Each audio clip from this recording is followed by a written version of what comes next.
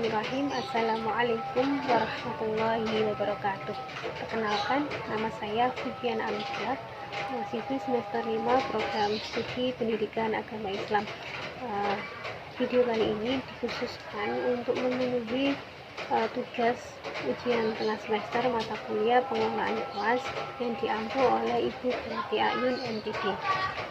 Nah, setelah saya mencermati dan mengamati video pembelajaran tentang bagaimana guru melakukan pengelolaan kelas, saya akan mereview dan menjelaskan terkait kelebihan dan kekurangan pada proses pembelajaran tersebut.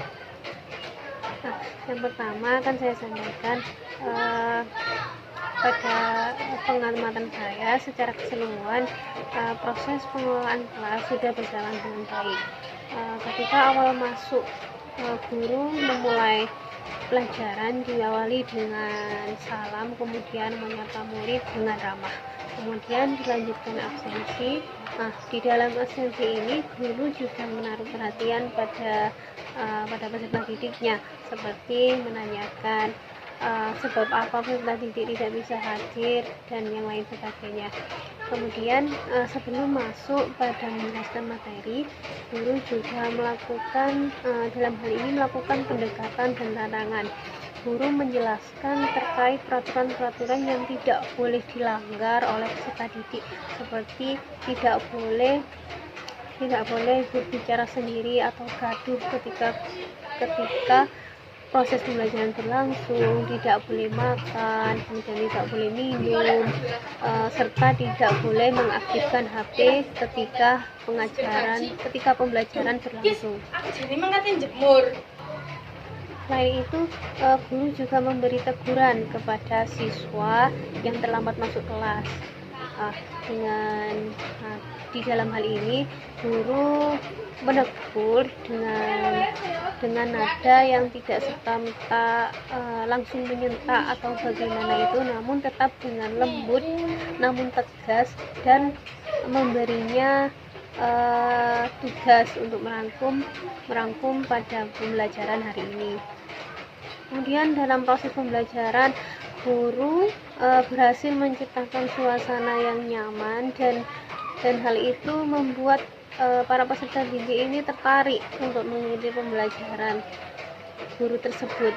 Nah, guru mengajak siswanya berinteraksi, seperti pada contoh sebelum masuk ke inti pembelajaran, guru menanyakan terlebih dahulu apakah sebelumnya si murid ini sudah pernah belajar materi tersebut atau belum. Kemudian dilanjutkan lagi dengan penjelasan dari guru itu sendiri. Kemudian setelah selesai menjelaskan materi, guru memberi soal kepada murid. Nah, di dalam hal ini guru kembali melakukan pendekatan, yakni perhatian pada masing-masing murid. Nah, dilakukan pendekatan, didekati setiap masing-masing murid dengan menanyakan di mana letak kesulitannya. Kemudian setelah itu menyuruh salah satu atau salah dua murid untuk mengerjakan hasil pekerjaannya di depan kelas. Nah, dalam hal ini secara tidak langsung guru melakukan pendekatan emosional kepada siswa, di mana dalam hal ini peran seorang guru yakni memotivasi seseorang siswa untuk berani mengutarakan pendapat atau mengutarakan jawabannya di hadapan teman-teman yang lain. Nah, selain itu yang saya perhatikan juga, guru tersebut memberi petunjuk yang amat jelas kepada si murid. Jadi si murid mendapat suatu materi secara optimal. Nah, itu yang saya dapat setelah mencermati dan mengamati terkait video pembelajaran tentang pengelolaan kelas. Selanjutnya akan saya sampaikan yaitu kelebihan dan kekurangan guru dalam mengelola kelasnya. Menurut saya kelebihan seorang guru tersebut yaitu Guru tersebut banyak melakukan pendekatan terhadap siswa ketika proses pembelajaran, seperti pendekatan himbauan dan larangan. Seperti yang sudah saya sebutkan tadi, guru menghimbau dan melarang apa-apa yang sudah menjadi peraturan yang sudah ditetapkan sebelum proses pembelajaran berlangsung. Kemudian memberi teguran pada siswa yang terlambat. Kemudian selain itu juga guru menunjukkan sikap peduli, dan itu rata, maksudnya dilakukan secara menyeluruh kepada seluruh siswa, tidak hanya pada satu atau dua siswa.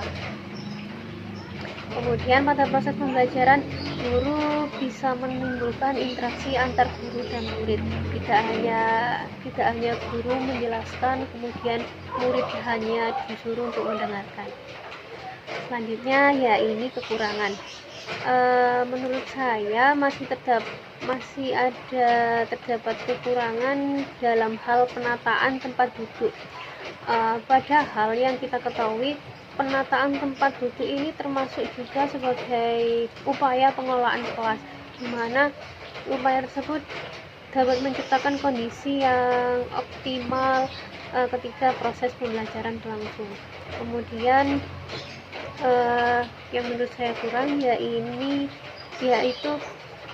yaitu kewibawaan guru, dimana kehadiran guru itu kan seharusnya memegang peran penting dalam proses pengajaran. Jadi kewibawaan guru itu sangat berpengaruh pada sikap siswa di kelas. Sedangkan yang saya amati pada video tersebut, sikap guru terdapat kekurangan dalam menjaga kewibawaannya, sehingga masih terdapat siswa yang masih berani tidur di kelas, masih berani menyalakan HP di kelas, seperti itu. Jadi masih perlu ditingkatkan lagi terkait pembawaan kewibawaan sebagai seorang guru. Nanti pada akhirnya pasti akan berpengaruh pada sikap seorang murid, dan murid nantinya akan mematuhi seluruh peraturan dan tidak akan ada yang berani melanggar peraturan tersebut. Selanjutnya yaitu solusi dari masing-masing kekurangan yang saya sebutkan. Yang pertama, penataan tempat duduk. Jadi solusinya diharuskan penataan tempat duduk itu ditata sekiranya lebih rapi lagi, dan semua siswa dapat melihat pandangannya tertuju kepada si pendidik, si guru itu. Kemudian juga guru dapat menjangkau setiap siswanya.